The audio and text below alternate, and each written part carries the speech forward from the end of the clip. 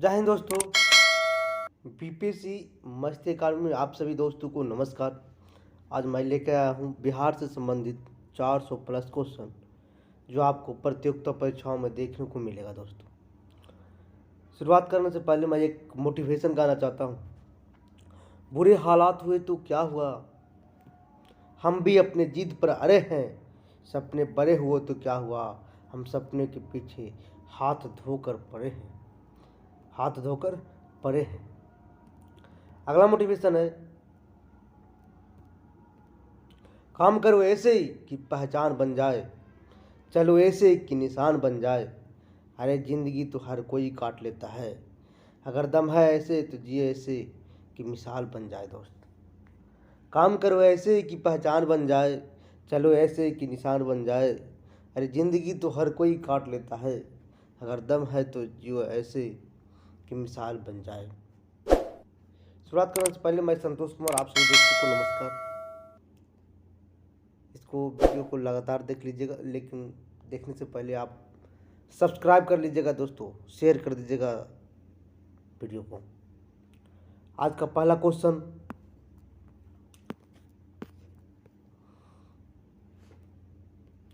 भारतीय इतिहास एवं सांस्कृतिक से कहा जाता है कि प्राचीन भारत का इतिहास हरियाणा के किस स्थान से हड़प्पा कालीन मिट्टी से बना हाल मिला है। तो हिसार जिले से मिला है बनवाली। हरियाणा के किस स्थान से हड़प्पा कालीन मिट्टी से बना हल मिला है। तो हिसार जिले में मिला है बनवाली। याद रखिएगा दोस्तों, वीडियो को लाइक कर दीजिएगा, शेयर कर सब्सक्राइब कर दीजिएगा। ताम्रपाषाण युग में औजारों के निर्माण के लिए किस सामग्री का उपयोग होता था। तो पत्थर और तांबे का होता था। याद रखिएगा, ताम्रपाषाण युग में औजारों का निर्माण के लिए किस सामग्री का उपयोग होता था। पत्थर एवं तांबा का होता था।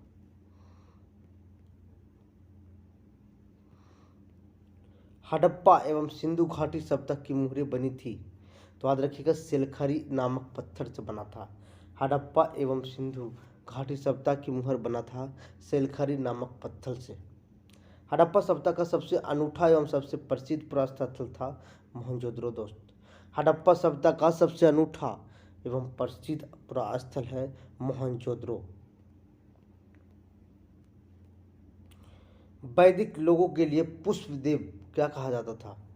वैदिक लोगों के लिए पुष्पदेव को क्या का महत्व था, क्योंकि वह मार्ग चरवाहों और पशुओं का देवता था। क्या था वह? मार्ग चरवाहों और पशुओं का देवता था।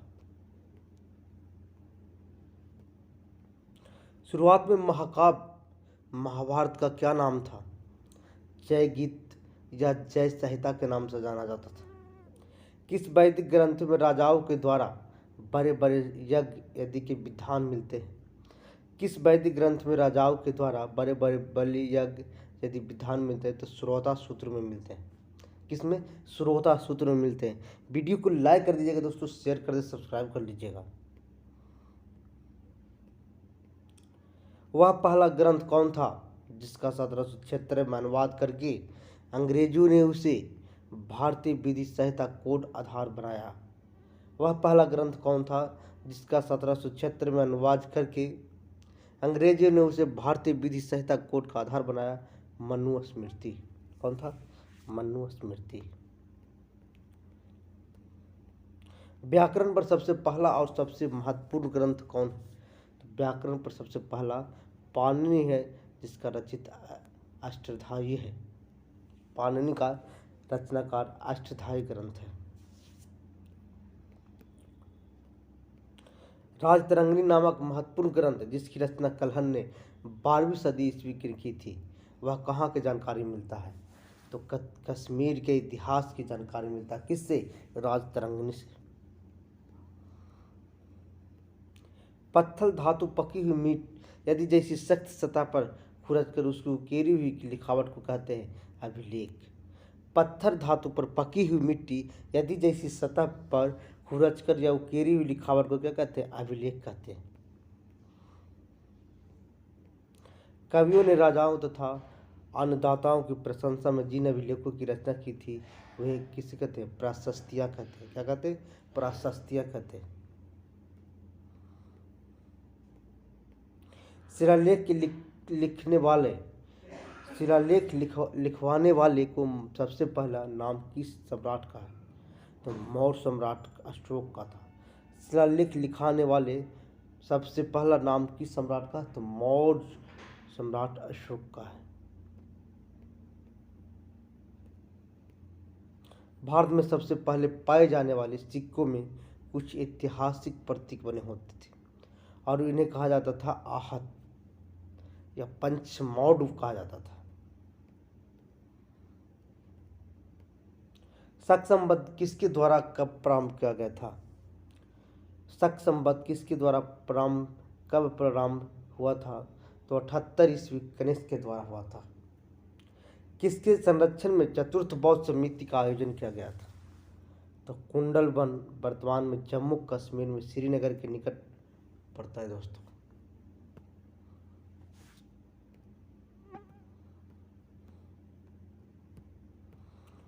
आरंभिक भारतीय साहित्य में यूनानी खगोलविद के लिए किस शब्द का प्रयोग किया गया था? आरंभिक भारतीय साहित्य में यूनानी खगोलविद के लिए किस शब्द का प्रयोग किया गया था? तो यवना शब्द का प्रयोग किया गया था। किसका? यवना शब्द का प्रयोग किया गया था। हाथी गुफा अभिलेख कहाँ है? तो भुवनेश्वर के निकट ओडिशा में है। हाथी गुफा अभिलेख कहाँ है? तो भुवनेश्वर के निकट ओडिशा में। सातवाहन शासक में सबसे महान शासक कौन माना जाता था? तो गौतमीपुत्र सतकर्णी को, जो प्रथम शताब्दी में सातवाहन शासक में सबसे महान शासक था गौतमीपुत्र सतकर्णी।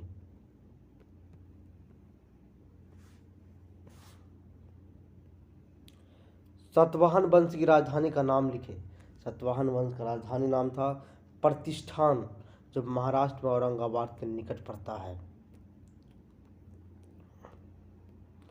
सातवाहन साम्राज्य में प्रशासन की सबसे छोटी इकाई क्या थी? तो ग्राम था। सातवाहन साम्राज्य में प्रशासन की सबसे छोटी इकाई क्या था? ग्राम था। कर मुक्त धार्मिक अनुदान की परंपरा भारत के किस वंश के शासकों ने प्रारंभ की थी? तो सातवाहन शासकों ने प्रारंभ किया था।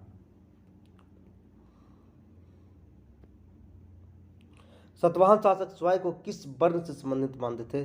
तो ब्राह्मण वर्ण से संबंधित मानते थे। गंधार शैली के प्रमुख संरक्षक कौन था?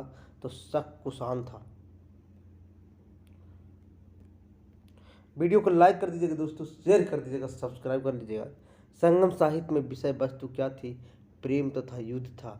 संगम साहित्य में विषय वस्तु क्या थी? प्रेम तथा युद्ध था।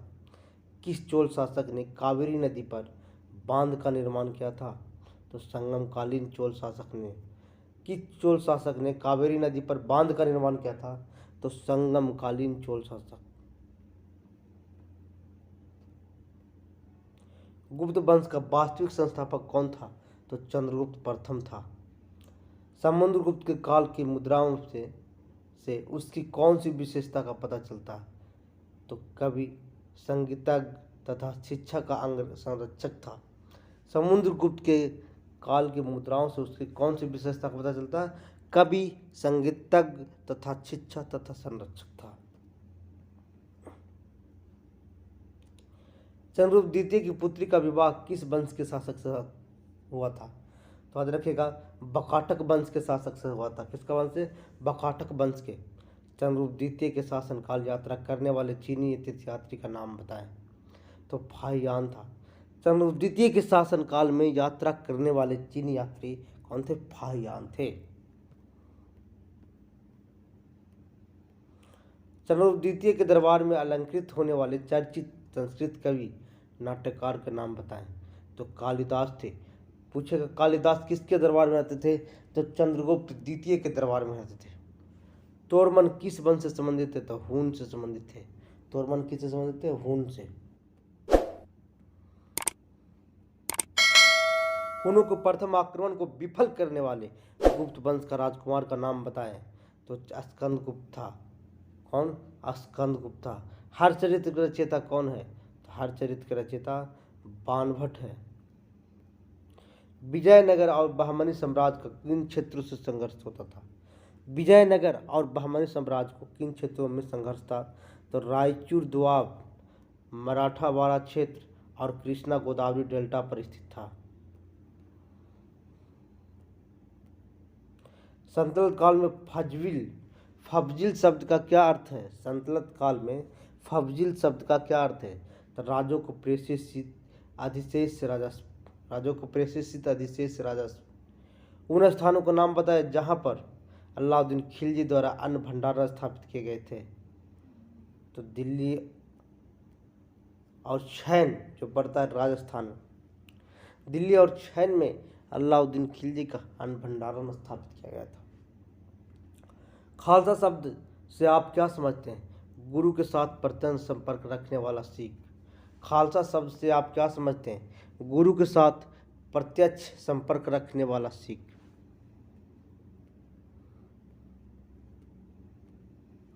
ध्रुपद शैली के विकास में महत्वपूर्ण भूमिका किसने निभाई? तो राजा मानसिंह ने निभाया। ध्रुपद शैली के विकास में महत्वपूर्ण भूमिका किसने निभाई? तो राजा मानसिंह ने निभाया। जहांगीर के काल में चित्रकला का क्या शैलीकृत परिवर्तन आए थे? तो रूपवादी शैली का उदय और प्राकृतिक चित्रण का उपयोग हुआ था। रूपवादी शैली का उदय और प्राकृतिक चित्रण का उपयोग हुआ था। करमुक्त धार्मिक अनुदान की परंपरा भारत के किस वंश के शासक ने प्रारंभ की थी? तो सातवाहन ने किया था। करमुक्त धार्मिक अनुदान की परंपरा भारत में किस वंश का शासक प्रारंभ की थी? तो सातवाहन ने किया था। पतंजलि का व्याकरण ग्रंथ अरबी में अनुवाद किसने किया था? अल-बिरूनी ने किया था। पतंजलि का व्याकरण पर ग्रंथ का अरबी में अनुवाद किसने किया था? अल-बिरूनी ने किया था।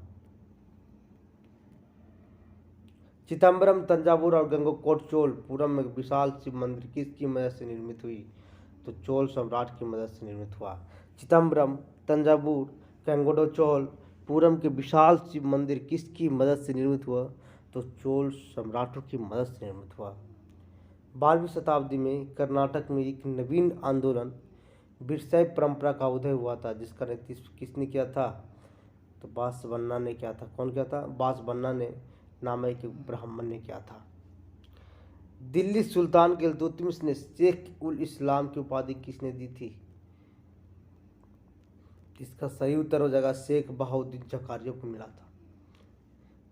शेख उल इस्लाम की उपाधि दिल्ली के सुल्तान इल्तुतमिश ने दिया था शेख बहाउद्दीन जकारिया को। इब्न बतूता द्वारा अरबी भाषा में लिखा गया उसकी वृत्तांत, जिसमें 14वीं शताब्दी भारतीय उपमहाद्वीप सामाजिक तथा सांस्कृतिक जीवन के विषय में प्रचुर रोचक कहानियां का वर्णन है, किसमें है? तो रिहल्ला में है। अपने ब्राह्मण मित्रों के लिए यूक्लिड एक यूनानी ग्रंथ कार्यों का संकलन अनुवाद किसने किया था? अल-बिरूनी ने किया था। इब्न बतूता के अनुसार 14वीं शताब्दी की अश्व डाक व्यवस्था जो हर 4 मील की दूरी पर स्थापित राजकीय घोड़ों द्वारा चलित होती थी, इसे कहा जाता था उलुक। इसे क्या कहा जाता था? उलुक कहा जाता था। इब्न बतूता के अनुसार 14वीं शताब्दी की अश्व डाक व्यवस्था जो हर 4 मील की दूरी पर स्थापित राजकीय घोड़ों द्वारा चलित होती थी, इसे कहा जाता था उलुक। अलवार संतों के किस काव्य संकलन का वर्णन तमिल वेद के रूप में किया जाता था? तो नलिया दिव्य प्रबंधन, नलियारा दिव्य प्रबंधन के में किया जाता था। वीडियो को लाइक कर दीजिएगा दोस्तों, शेयर कर दीजिएगा, सब्सक्राइब कर लीजिएगा। बनारस हिंदू विश्वविद्यालय का शिलान्यास 4 फरवरी 1916 को किसके द्वारा किया गया था? तो लॉर्ड हार्डिंग के द्वारा किया गया था। बिरसा मुंडा को हिंदू धर्म तथा महाभारत के पात्रों को परिचय कराने वाले गुरु का नाम क्या था? स्वामी आनंद पांडे। असहयोग आंदोलन के दौरान विदेशी शास्त्रों को जलाए जाने के पर किसने महात्मा गांधी को लिखा क्या निष्ठुर बर्बादी है? तो रविन्द्रनाथ टैगोर ने लिखा था। भारत का एकमात्र यहूदी वायसराय कौन था? तो लॉर्ड रीडिंग, जो 1921 में बना था। भारत का एकमात्र यहूदी वायसराय लॉर्ड रीडिंग था। किस गवर्नर जनरल ने भारत में दास प्रथा को समाप्त किया था? तो लॉर्ड एलेनबरो। किस गवर्नर जनरल ने भारत में दास प्रथा को समाप्त किया था? तो लॉर्ड एलेनबरो। वर्ष 1929 में जारी किए गए दीपावली घोषणा पत्र का संबंध किससे था? तो डोमिनियन स्टेट से था।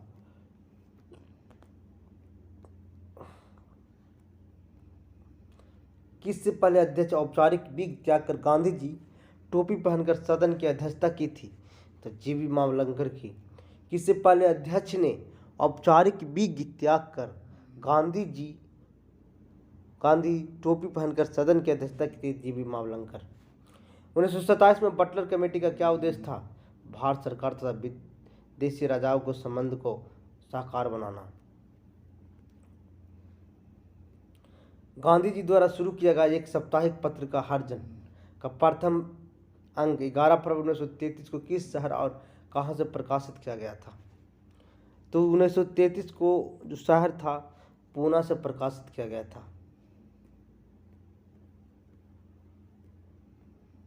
भारतीय स्वतंत्रता संग्राम के दौरान किसने प्रस्तावित किया कि स्वराज को सभी प्रकार के विदेशी नियंत्रण से मुक्त संपूर्ण स्वतंत्र के रूप में परिभाषित किया जाए? मौलाना हसरत मोहानी ने किया था। अखिल भारतीय किसान सभा, जिसे अखिल भारतीय किसान संघ भी कहा जाता है, स्थापना कब और कहाँ हुई थी? लखनऊ 1936 में हुआ था। वह कौन सा कांग्रेस अध्यक्ष था जिसने क्रिप्स मिशन लॉर्ड बेबल दोनों वार्ता की थी? अब्दुल कलाम आजाद। जिसने क्रिप्स मिशन और लॉर्ड बेबल दोनों से वार्ता की थी?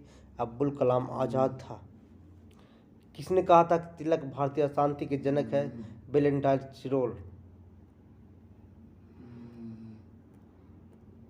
भारतीय राष्ट्रीय कांग्रेस को किसने भीख मांगने वाली संस्था कहा था? तिलक ने कहा था। वर्ष 1919 में अखिल भारतीय खिलाफत सम्मेलन की अध्यक्षता चुना गया था? तो महात्मा गांधी ने। 1921 में मोपला आंदोलन किस आंदोलन की शाखा थी? तो खिलाफत आंदोलन की शाखा थी। वर्ष 1934 में कांग्रेस समाजवादी पार्टी का गठन किसके द्वारा किया गया था? तो जयप्रकाश नारायण एवं आचार्य नरेंद्र देव के द्वारा किया गया था। मुस्लिम लीग ने कब पाकिस्तान के नाम से एक पृथक राष्ट्र की स्थापना का प्रस्ताव पारित किया? अपना लक्ष्य घोषित कर दिया गया मार्च 1940 ईस्वी में। लॉर्ड बेबल की जगह लॉर्ड माउंटबेटन को वायसराय कब नियुक्त किया गया? फरवरी 1947 में। बिहार का इतिहास एवं संस्कृति से संबंधित क्वेश्चन है दोस्तों। वीडियो को लाइक कर दीजिएगा, शेयर कर दीजिएगा, सब्सक्राइब कर लीजिएगा, लास्ट तक बने रहिएगा। नवपाषाण काल का पहला ज्ञात स्थल जो हड्डी का उपकरणों के लिए पूरे देश में विख्यात था? चिरान, जो पड़ता है सारण में। बिहार में किन स्थानों को काले चमकीले मृदभान प्राप्त हुए थे? तो बक्सर चिरान से प्राप्त हुए थे। कहाँ से? बक्सर चिरान से प्राप्त हुए थे।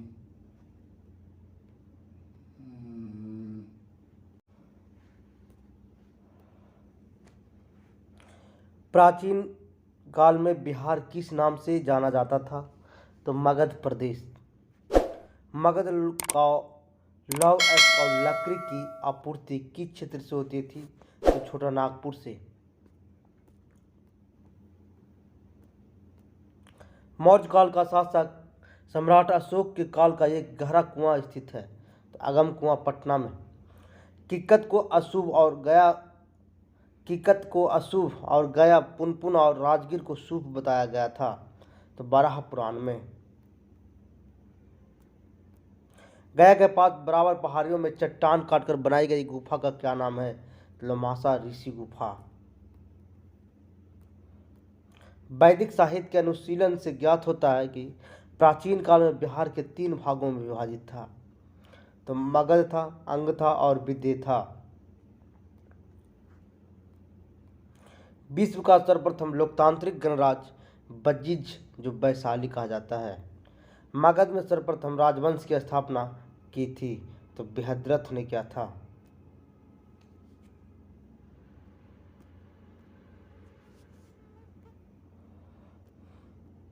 बृहद्रथ वंश का अंतिम शासक कौन था जिसकी हत्या उसके मंत्री पुल्लिक ने कर दिया था? तो रिपुंजय। कौन था? रिपुंजय। वास्तुकार महागोविंद किस शासक के दरबार में था? तो बिंबिसार के दरबार में था।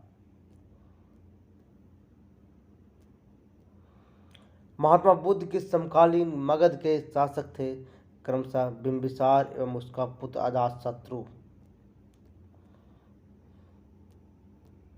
वास्तविक अर्थों में मगध साम्राज्य का उत्कर्ष किसके समय प्रारंभ हुआ था?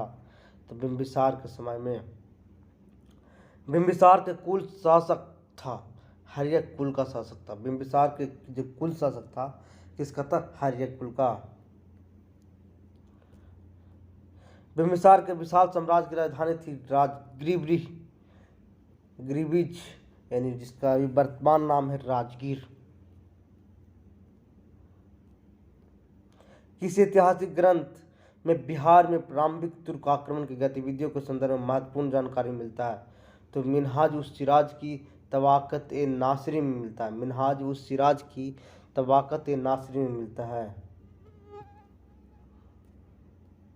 बख्तियार खिलजी का शव कहाँ दफनाया गया था? तो बिहार शरीफ के इमादपुर मोहल्ला में।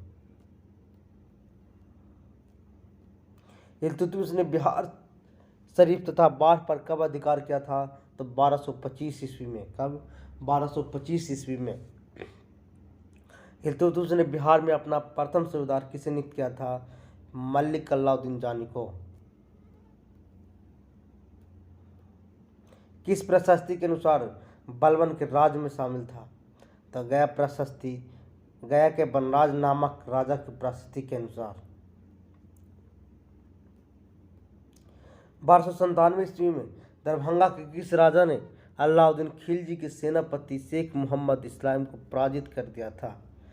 तो याद रखिएगा दोस्तों, राजा शक्र सिंह ने। किस ऐतिहासिक ग्रंथ में सुल्तान फिरोज शाह तुगलक के तिरहुत आक्रमण का वृत्तांत दिया गया था? तो इख्तिसाम देहलवी द्वारा रचित बसातिनुल उन्स में दिया गया था। 1324 ईस्वी में बंगाल अभियान से वापसी के दौरान कर्नाटक वंश के अंतिम शासक हरिसिदेव को किसने हराया था? तो गयासुद्दीन तुगलक ने हराया था। किसने हराया था? गयासुद्दीन तुगलक ने हराया था। तुगलक काल में बिहार की राजधानी था बिहार शरीफ। 1536 में शेरशाह ने किस युद्ध में बंगाल की सेना को हराया था?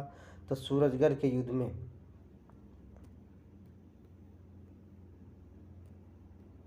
तारिख दाऊदी के अनुसार शेरशाह ने पटना को राजधानी बनाने के साथ ही यहाँ दुर्ग को भी निर्माण कराया। तारिख दाऊदी की रचना किसने की थी? अब्दुल्लाह ने किया था। तारिख दाऊदी की रचना किसने किया था? अब्दुल्लाह ने किया था। बख्तियार खिलजी की मृत्यु 1206 ईस्वी के बाद कौन बिहार का शासक बना था? तो अली मर्दन ने बना था। कौन बना था? अली मर्दन। दरभंगा के किस राजा ने अलाउद्दीन के साथ रणथंभौर 1299 से 1300 ईस्वी के अभियान में भाग लिया था? तो दरभंगा के राजा चक्र सिंह ने लिया था। मोहम्मद बिन तुगलक के काल में बिहार के प्रजापति कौन था? तो मखदूल मुल्क था। गयासुद्दीन तुगलक ने 1324 ईस्वी में बंगाल अभियान से लौटते समय उत्तर बिहार के किस शासक को पराजित किया था? तो उत्तरी बिहार के कर्नाटीय वंशीय शासक हर्षिदेव को।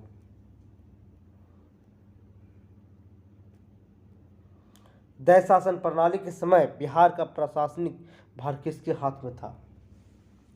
तो मिर्जा मोहम्मद कजीम खां के हाथ में था। 1766 में बिहार प्रशासनिक की देखरेख के लिए 3 सदस्यीय परिषद की नियुक्ति की गई थी, जिसमें शामिल थे। कब? 1766 में बिहार प्रशासन की देखरेख के लिए 3 सदस्यीय परिषद की नियुक्ति किया गया था। उसमें से धीरज नारायण, सिताब राय और Middleton.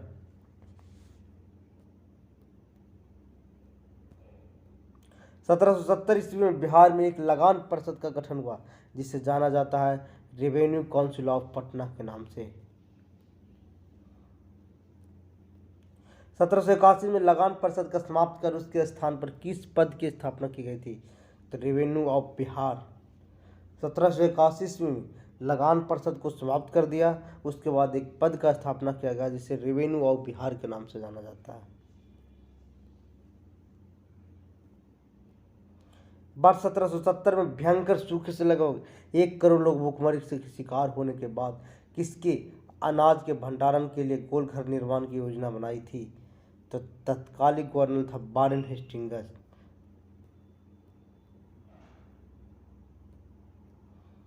British engineer captain John Costin ने फौज के अनाज के भंडारण के लिए गोलघर का निर्माण कब प्रारंभ करवाया था? 20 जनवरी 1784 को। Captain John Costin.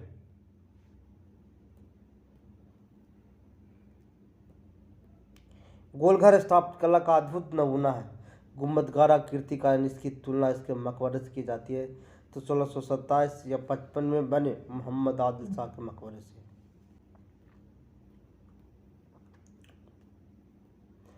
पहली बार पटना आ जाने पर वहाबी आंदोलन के जनक प्रचारक सैयद अहमद बरेलवी ने किसे अपना मुख्य प्रतिनिधि नियुक्त किया था? मोहम्मद हुसैन को।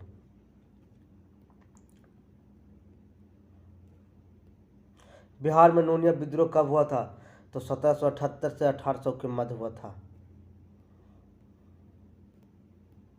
हाजीपुर, तिरहुत, सारण और पूर्णिया में बिहार में सोरा उत्पादन का प्रमुख केंद्र था। पूर्णिया में बना सोरा क्या कहलाता था? निजामत सोरा। बिहार में लोटा विद्रोह कब और कहां हुआ था? 1856 में मुजफ्फरपुर जिले में कैदियों द्वारा। 1857 के विद्रोह का बिहार में का कौन सा स्थान 15 जुलाई 1857 से जनवरी 1858 तक केंद्र था? जगदीशपुर था। बिहार राज्य भागलपुर से राजमहल तक फैला संथाल विद्रोह का नेतृत्व किसने किया था? सिद्धू और कान्हू ने किया था। कौन किया था? सिद्धू और कान्हू ने किया था।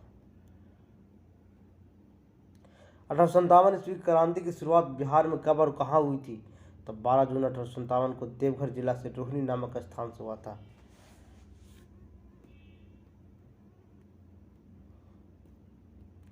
अपरिष्कृत पेट्रोलियम किस युग की अवसादी शैली में पाया जाता है? अपरिष्कृत पेट्रोलियम किस युग की अवसादी शैलियों में पाया जाता है? तो टर्शरी युग का। कौन सी प्रक्रिया धरातल को समतल या चौरस करती है? तल संतुलन। निक्षेपण द्वारा गड्ढों को भरकर ऊंचा करने वाली प्रक्रिया किस भाषिक शब्द को प्रयोग किया जाता था? तो अधिवृद्धि कहा जाता था। क्या कहा जाता था? अधिवृद्धि। मृदा की विभिन्न परतों से ऊर्ध्वाधर विन्यास को कहते हैं मृदा परिच्छेदिका। मृदा की वह संस्था जिसी मृदा के घुले हुए पदार्थ कोलाइड जमा होते तो उसे कहते हैं अपक्षयित मूल शैली पेटी। मृदा का आवरण पूरी तरह से हटा दिया जाने को क्या कहते हैं? प्रदार अपवर्जन। मरुस्थलीय सीमांत भूमियों में मृदा संरक्षण का सर्वोत्तम विधि क्या है? तो वृक्षारोपण है। प्रदार अपवर्जन मुख्य रूप से किसके द्वारा होता है? तो बाढ़ के द्वारा होता है। अल्फ्रेड वेगनर ने इसे सुविशाल महाद्वीप को क्या नाम दिया था? पैंजिया। पैंजिया महाद्वीप के चारों ओर एक विराट महासागर था जिसका नाम था पैथालासा। क्या नाम था? पैथालासा। पृथ्वी के आंतरिक बलों के लिए भौगोलिक शब्द का प्रयोग होता है अंतर्जात बल कहलाता है। पृथ्वी के आंतरिक बलों के लिए भौगोलिक शब्द प्रयुक्त होता है अंतर्जात बल कहलाता है। संपीड़न द्वारा शैल स्तरों में मोड़ पड़ने को क्या कहते हैं? बलन।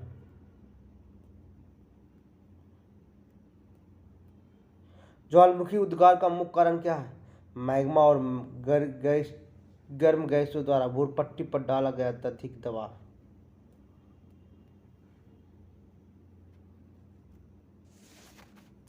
वह प्रक्रिया जिसके द्वारा ठोस पिघले शैल पृथ्वी के आंतरिक भागों से मुक्त होकर उसके धरातल पर आती है उसे कहते हैं ज्वालामुखी प्रक्रिया। वे ज्वालामुखी जिनमें मानव इतिहास के काल में कम से कम एक बार उद्गार हुआ और वर्तमान में सक्रिय नहीं कहलाता उसे प्रसुप्त ज्वालामुखी कहते हैं।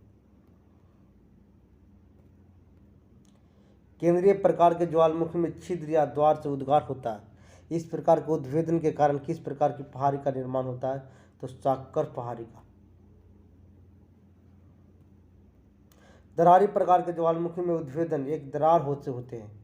इस प्रकार के उद्गार का निर्माण होता है पठारी और शील्ड क्षेत्रों में।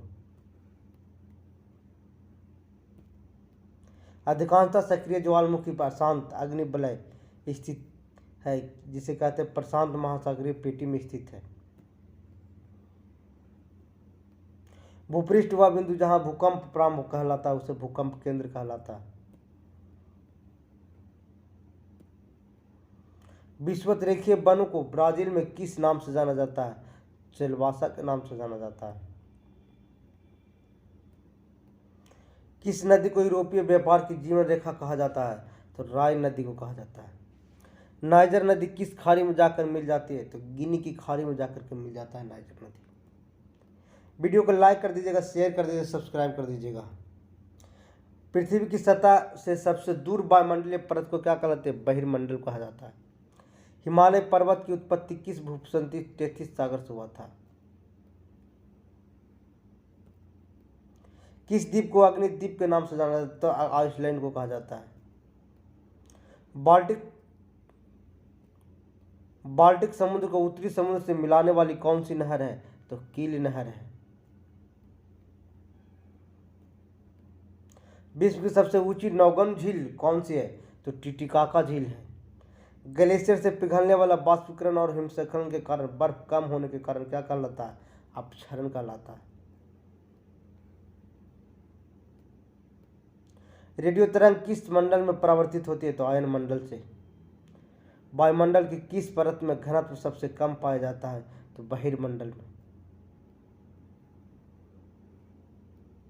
ओजोन गैस वायुमंडल की किस परत में पाई जाती है? तो समताप मंडल में। मौसम की सभी घटनाएं कहाँ होती है, कहाँ घटती है? तो क्षोभ मंडल में। वायुयानों की उड़ान के लिए आदर्श परत कौन है? समताप मंडल। वायुमंडल में ऑक्सीजन का मुख्य स्रोत क्या है? पेड़ पौधे हैं। पौधों में नाइट्रोजन का मुख्य स्रोत क्या है? पौधों में नाइट्रोजन का मुख्य स्रोत मृदा में उपस्थित नाइट्रेट। पृथ्वी की ओर आने वाले सौर विकिरण को क्या कहते हैं? तो सूर्यताप कहते हैं।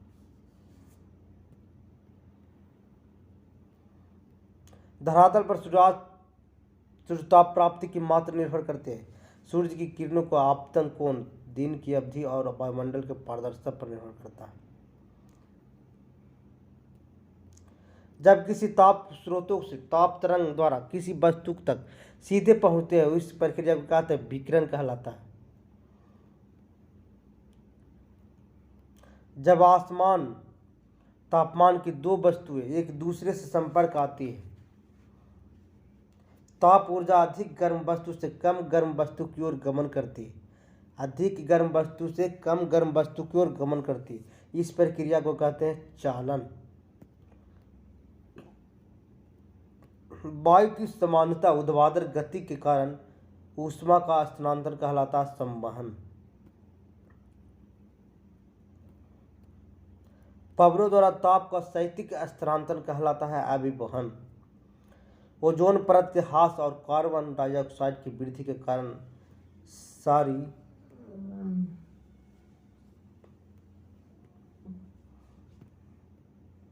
लौह अयस्क में जिसमें सबसे ज्यादा लौह तत्व मिलता है उसे कहते हैं हेमेटाइट। मैग्नीज उत्पादन में कौन सा राज्य अग्रणी है? उड़ीसा। डोलोमाइट तथा चूना पत्थर किस उद्योग के लिए कच्चा माल उपलब्ध कराते? तो सीमेंट उद्योग के लिए।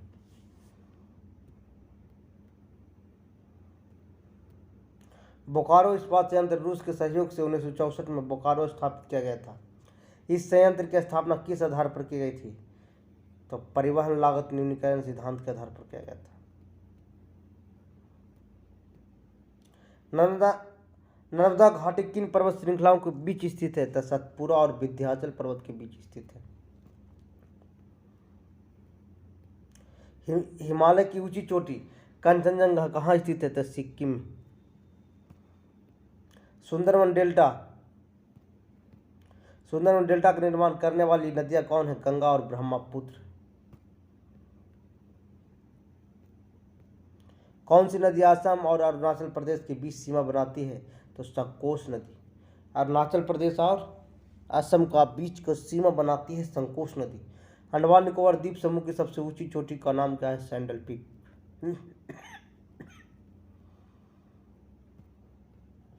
मंगला नामक तेल कुआं किस राज्य में स्थित है? तो राजस्थान में। भारत की स्थल सीमा किस देश के साथ सबसे ज्यादा है? तो बांग्लादेश के साथ ज्यादा है। किस महाद्वीप में आंतरिक जलमार्ग का सर्वाधिक विकास हुआ था? यूरोप महाद्वीप में। तास्मान सागर किसके मध्य स्थित है? तो याद रखिएगा दोस्तों, तास्मान सागर ऑस्ट्रेलिया और न्यूजीलैंड के मध्य स्थित है। दोस्तों वीडियो को लाइक कर दीजिएगा, शेयर करिएगा, सब्सक्राइब कर लीजिएगा। दोस्तों काईकालुर खनिज तेल किस नदी घाटी के क्षेत्र है? तो कृष्णा गोदावरी नदी घाटी के क्षेत्र है काईकालुर। भारत की सबसे महत्वपूर्ण यूरेनियम खान कहाँ है? जादूगोड्डा में। महाराष्ट्र में किस नदी का विस्तार सबसे अधिक है? तो गोदावरी नदी का विस्तार सबसे अधिक है। किस मिट्टी में आयरन और सिलिका सबसे अधिक पाया जाता है? तो लैटेराइट मिट्टी में। किस राज्य की समुद्र तट रेखा सबसे छोटी है? तो गोवा का। महेंद्रगिरी पहाड़ियां किन दो राज्यों के तट पर स्थित है? तो उड़ीसा एवं आंध्र प्रदेश।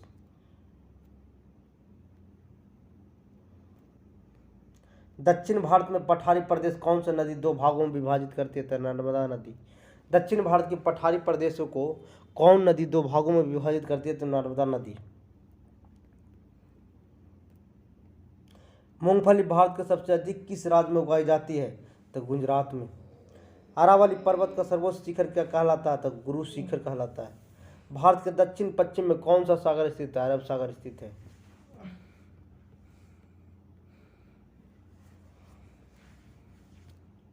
ईसा की पहली सदी के लगभग सर्वप्रथम स्वर्ण मुद्राएं किसने जारी की थी? तो कुषाणों ने जारी किया था।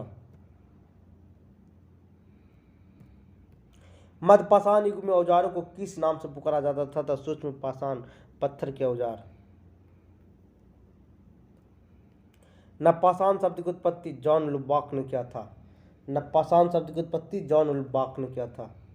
चट्टानों पर चित्रकारी अथवा भित्ति चित्र किस काल में भिन्न विशिष्ट कहलाते? मध्य पाषाण युग में।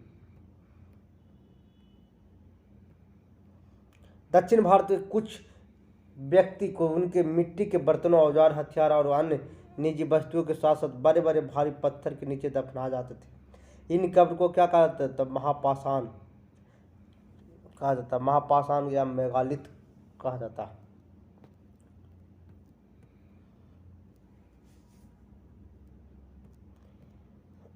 उत्तर वैदिक काल में गंगा नदी के ऊपरी मैदानी क्षेत्र में कौन निवास करते हैं? आर्य लोग।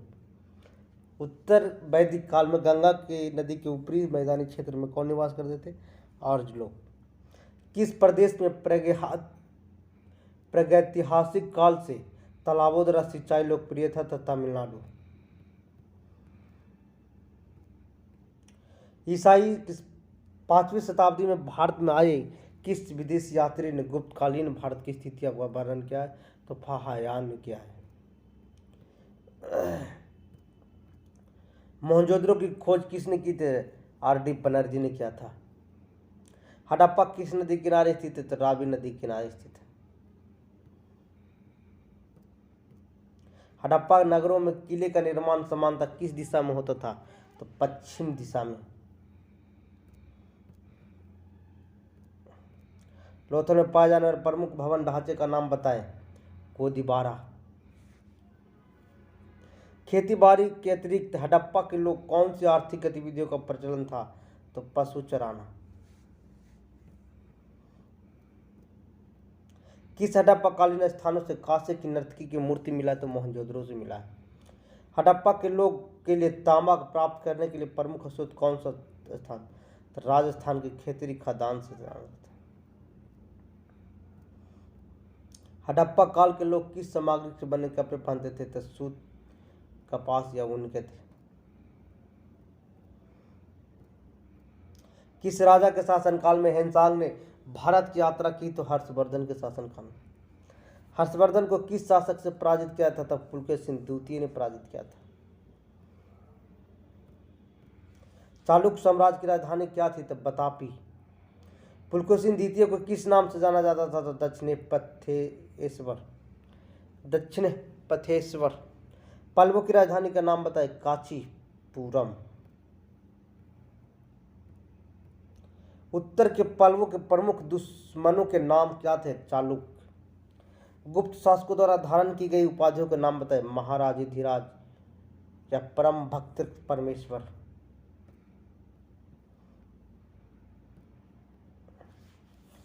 गुप्त काल में प्रांतों को किस नाम से जाना जाता था? तो देश राष्ट्र भुक्ति। देश राष्ट्र भुक्ति। गुप्तकालीन प्रशासन की लघुत्तम इकाई का नाम बताएं। तो ग्राम था। कुमार आमात कौन थे? तो उच्च स्तरीय केंद्रीय अधिकारी थे। उच्च स्तरीय केंद्रीय अधिकारी थे। सती प्रथा का पहला अभिलेख साक्ष्य मिलता है 510 ईस्वी एरन अभिलेख यानी मध्य प्रदेश में। नैनारों को भक्ति साहित्य किस नाम से प्रसिद्ध हुआ था? देवराम के नाम से प्रसिद्ध हुआ था। बौद्ध धर्म के लिए सभा का आयोजन हर्षवर्धन ने कहाँ किया था? तो कन्नौज में किया था।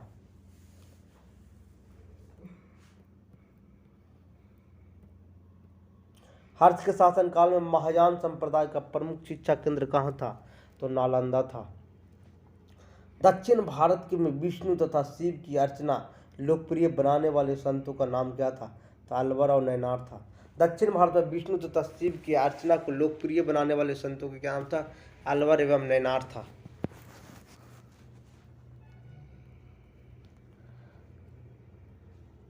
बराहमिहिर द्वारा रचित ग्रंथ का नाम था पंचसिद्धांतिका।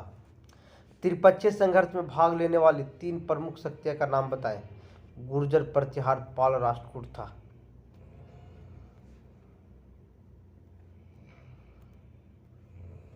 गुर्जर, प्रतिहार, पाल तथा राष्ट्रकूट के मध्य त्रिपक्षीय संघर्ष का मुख्य कारण क्या था? कन्नौज पर नियंत्रण स्थापित करने के लिए। वह कौन सा प्रतिहार शासक था जिसकी प्रशंसा अरबों विद्वान ने की थी? तो मिहिर भोज।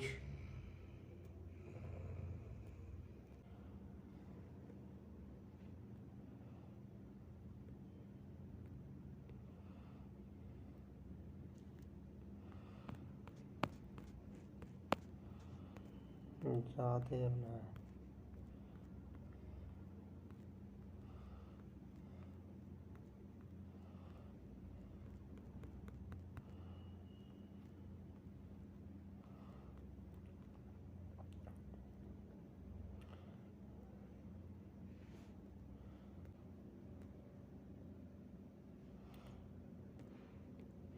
ग्रेनाइट, डोलेराइट और बेसाल्ट किस प्रकार की चट्टान का उदाहरण है? ग्रेनाइट, डोलेराइट, बेसाल्ट किस प्रकार की चट्टान का उदाहरण है? तो आग्नेय चट्टान का उदाहरण है। अतिमंद ढल वाली लगभग सपाट या लहरिया नील भूमि को क्या कहते हैं? मैदान कहा जाता है। जब मैदान के निर्माण में नदी द्वारा ढोए गए अवसाद के निक्षेपण से होता है उसे कहते हैं नदीकृत या जलोढ़ मैदान। जब मैदान का निर्माण झील में अवसाद के निक्षेपण से होता है उसे कहते हैं सरोवरी या झील या मैदान। जब मैदान का निर्माण हिमानी द्वारा ढोए गए पदार्थ के निक्षेपण से होता है उसे कहते हैं हिमानीकृत मैदान या हिमोढ़ मैदान।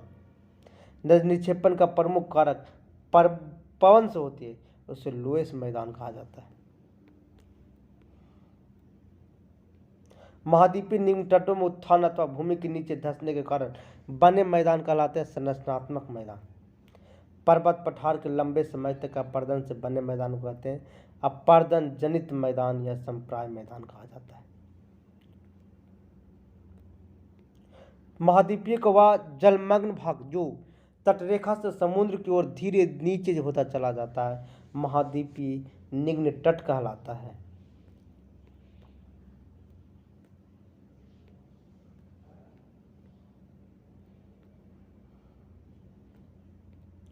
पृथ्वी की सतह को सूर्यताप का कितना प्रतिशत भाग प्राप्त होता है? तो 51% प्रभाव प्राप्त होता है। वायुमंडल की ऊपरी सीमा से सूर्यताप को कितना प्रतिशत भाग अंतरिक्ष को परावर्तित हो जाता है? तो 6% भाग होता है प्राप्त।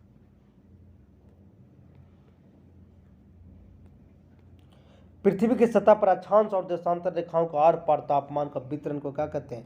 तापमान और क्षैतिज वितरण। तापमान का क्षैतिज वितरण। मानचित्र पर खींची गई वह काल्पनिक रेखा जो मध्य समुद्र तल पर उतारे गए समान तापमान वाली स्थानों को मिलाती है समताप रेखा कहलाती है। वर्ष के सबसे गर्म और सबसे ठंडे महीने के औसत तापमान का अंतर क्या कहलाता है? वार्षिक ताप परिस्पर कहलाता है। वर्ष के सबसे गर्म और सबसे ठंडे महीने के औसत तापमान को क्या कहते हैं? वार्षिक ताप परिस्पर कहलाता है। प्राचीन भारतीय भौगोलिक मान्यता के अनुसार भारत के किस द्वीप का अंग था? जम्बू द्वीप का।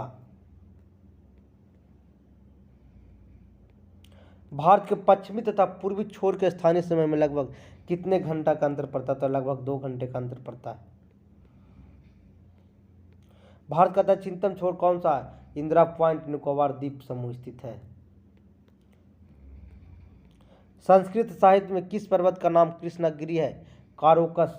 काराकोरम को। संस्कृत साहित्य में किस पर्वत का नाम कृष्णगिरि है? काराकोरम को। उत्तर विशाल मैदान में मिट्टी की परतें अधिक से अधिक कितनी गहराई तक पाई जाती है? 200 से 300 मीटर तक। दक्षिण भारत का सर्वोच्च शिखर कौन सा है? अन्नामुदी। पर्वतीय नगर में कोडकनाल किन पहाड़ियों में स्थित है? तो पालनी पहाड़ी में स्थित है। गोदावरी और कृष्णा नदियों के डेल्टाओं के मध्य कौन सी झील है? तो कोलोरी झील है। कौन सा? गोदावरी और कृष्णा की नदियों के डेल्टाओं के बीच कौन सा झील है? कोलेरू झील है। कोंकण तंत्र का विस्तार कहाँ से कहाँ तक? दमन उत्तर गोवा तथा गोवा दक्षिण तक स्थित है। भारत का कौन सा द्वीप समूह प्रवाल द्वीपों द्वारा बना? तो लक्षद्वीप। बुंजी के पास सिंधु नदी का महाखंड कितना गहरा है? 5200 मीटर गहरा है। बुंजी के पास सिंधु नदी के महाखंड कितना गहरा है? 5200 मीटर गहरा है। विवर्तनिक हलचल से धरातल के किसी भाग के नीचे धंस जाने जो घाटी बनती है उसे भ्रंश घाटी कहा जाता है। उस पर्वत श्रेणी का नाम बताइए जो संपूर्ण भारतीय उपमहाद्वीप के लिए जल विभाजक का कार्य करती है। तो हिमालय पर्वत। उत्तरी पूर्वी मानसून भारत के अधिकांश भागों में वर्षा क्यों नहीं करते हैं? क्योंकि वे स्थल से चलने वाली ठंडी शुष्क पवन होती है। लघु हिमालय श्रेणी के ढालों पर छोटे छोटे घास के मैदान को कश्मीर को कहा जाता है, मर्ग कहा जाता है। काचिन पहाड़ियां भारत के किस देश के साथ सीमा निर्धारण करती है? तो म्यांमार के साथ करती है।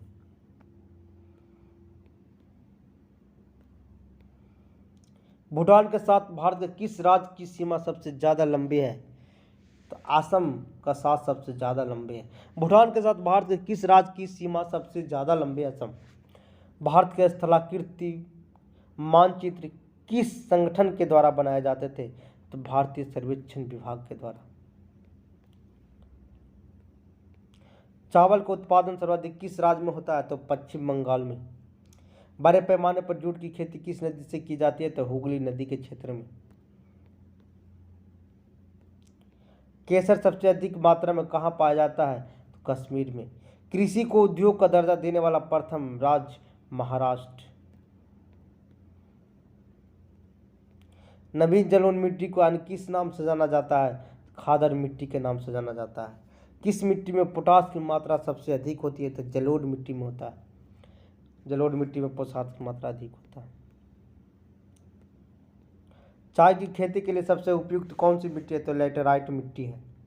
भारत का समस्त स्थल भाग को कितना प्रतिशत भाग जलोढ़ मिट्टी है? तो 24% भाग सब जलोढ़ मिट्टी है। लावा प्रवाह किस मिट्टी का निर्माण होता है? तो काली मिट्टी से। लावा के प्रवाह से किस मिट्टी का निर्माण होता है? तो काली मिट्टी का निर्माण होता है। रेगुर मिट्टी सबसे अधिक किस राज्य में पाई जाती है? तो महाराष्ट्र में पाया जाता है। किस प्रकार की मिट्टी जिप्सम का उपयोग करके उसे उपजाऊ बनाया जाता है? तो अम्लीय मिट्टी का। अब आते हैं दोस्तों बिहार का भूगोल, कुछ देख लेते हैं। बिहार भारत के किस क्षेत्र में एक और भू राष्ट्रीय राज्य है?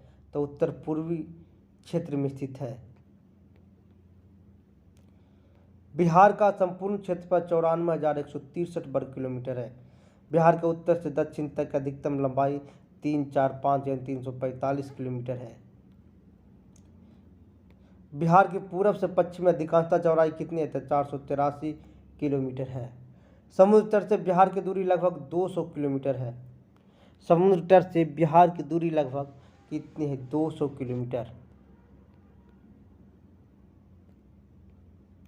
समुद्र तट से बिहार राज्य की ऊंचाई कितनी है? तो 173 फीट है। प्री कैम्बियन युग में निर्मित धारवाड़ चट्टान बिहार में कहाँ पाई जाती है? तो प्री कैम्बियन युग पाया जाता है दक्षिण पूर्वी भाग मुंगेर स्थित खड़गपुर की पहाड़, जमुई, नवादा, राजगीर आदि स्थानों पर। प्री कैम्बियन युग की निर्मित धारवाड़ चट्टान बिहार में कहाँ पाई जाती है? दक्षिण पूर्वी भाग मुंगेर में स्थित खड़गपुर की पहाड़ी, जमुई, नवादा, राजगीर आदि स्थानों पर पाया जाता है। तो अगर मेरा वीडियो अच्छा लगे तो दोस्तों लाइक कर दीजिएगा, शेयर कर दीजिएगा, सब्सक्राइब जरूर करिएगा। थैंक यू दोस्तों।